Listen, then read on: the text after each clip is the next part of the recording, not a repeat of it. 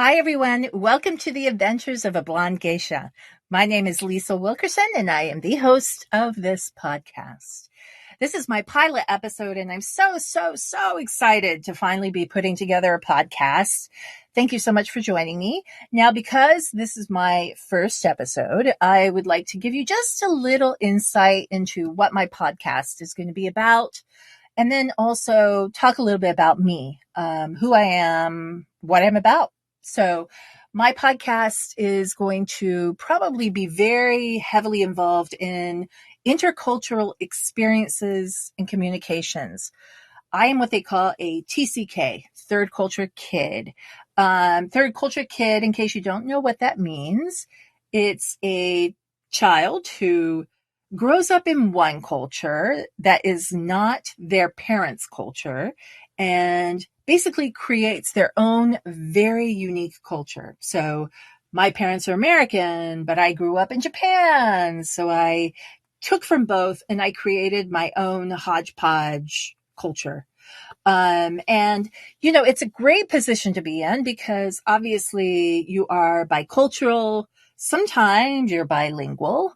However, when you grow up in a different culture, you don't necessarily have a very strong sense of identity especially when it comes to one country, one culture. You can't really fit in because you just don't. You don't have that loyalty to one country. And I can totally relate to that. I'm absolutely that way. I mean, I'm American, but I've spent 30 plus years in Japan. And so obviously not Japanese. I don't look Japanese. But I have been very heavily influenced by the culture, the people. Some of my best friends are in Japan, and some of my longest relationships, work relationships and whatnot are in Japan. But now I've lived here in the US for about 14 years. And so, obviously I know a little bit more about this culture, but I really didn't know anything about America until I moved here at the age of 39. So that was a whole nother crazy, bizarre scenario. But so that's going to be something that I will touch on a lot, I think. And I will also have guests who have had maybe a similar background, but a very different experience, or maybe they've had a similar background and a similar experience. Another thing that I want to touch on as well as, I do a lot of work as an interpreter where I am working for a Japanese client, or sometimes I'm working for a US client. And one of the things that I'm always having to do is straddle the two very different work cultures.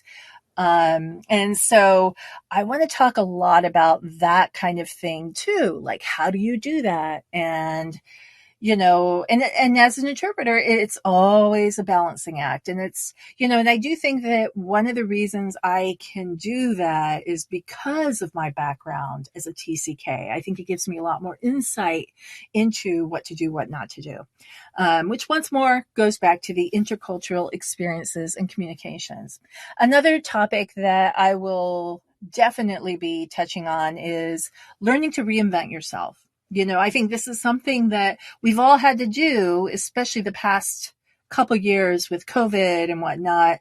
We've all had to pivot quite a bit, whether it be with family life or with work, socially. And so I think that, learning to reinvent yourself is extremely important. And when I was 39, once more, I lived in Japan for 30 some years, moved here at the age of 39 to LA. I had never had a credit card before. I had never driven before, so I'd never had a driver's license. So I'm basically coming over here and starting from zero. And then also the work situation, I had to figure out how I could be relevant here in America, like what I could do, what I couldn't do. And so there was a lot of reinventing of myself. But I also feel that it taught me so much about myself. So I'm a huge fan of doing that at any age, reinventing yourself. And, I want to bring on guests that reflect that as well. So, and I think that kind of going back to the TCK topic too, I mean, there might be people who are listening to this who are like, I can't really relate to that. But I think that this is something that is actually, when you think about it, a TCK, one of the biggest things that they talk about, and this is a negative, right? If they talk about negative, usually they say, I don't fit in. I don't fit anywhere. I don't fit in America. I don't fit in Japan, whatever, and I think that not fitting in, feeling different, feeling left out is something that many of us have experienced at some point or another in our lives. So in that way, I think that maybe, even if you haven't necessarily had a quote unquote intercultural background, I think that you can probably maybe relate to that aspect of it. Okay, now a little bit about me. I was born in Charleston, West Virginia. Both my parents were born and raised in Charleston, West Virginia. We moved to South Carolina when I think I was like 2 or something. Then we moved to North Carolina, lived there for a few years. And then when I was 5, my parents sat me down and told me, Lisle, we're going to be moving to a country far, far away called Japan. Now I'm 5 years old. I don't know anything. I don't even really know about any other countries, I'm sure. So needless to say, I had no idea what was in store, right? But my favorite board game at that time was Candyland. So when they told me we were moving to a new country, I said, ooh, is it going to be like Candyland? And I'm sure both of my parents probably looked at each other and said, yeah, exactly. Just like Candyland.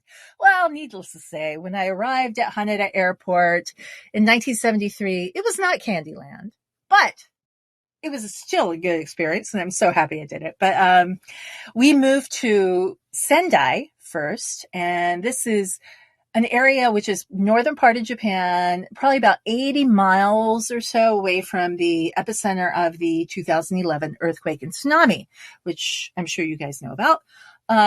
Absolutely gorgeous part of Japan.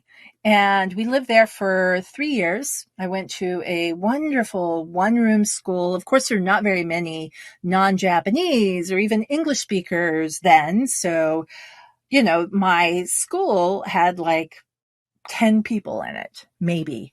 But it was a really good introduction for me to Japan and to the culture, to the language, and I loved it. And then we moved to Austin, Texas, the summer of my 3rd grade year, because my dad actually had a sabbatical. He was going to University of Texas.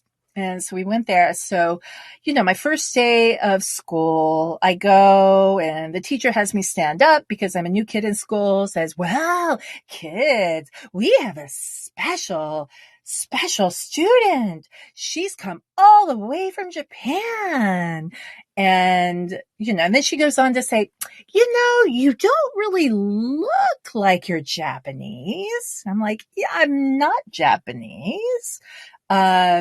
And then still to this day, I can't believe this, but she went on to say, maybe, though, when I look at you have kind of almond shaped eyes. So I'm wondering if maybe the water and the air living there for so long is kind of in a way, like influenced, like affected, and maybe that's why you have those lovely almond shaped eyes. Right.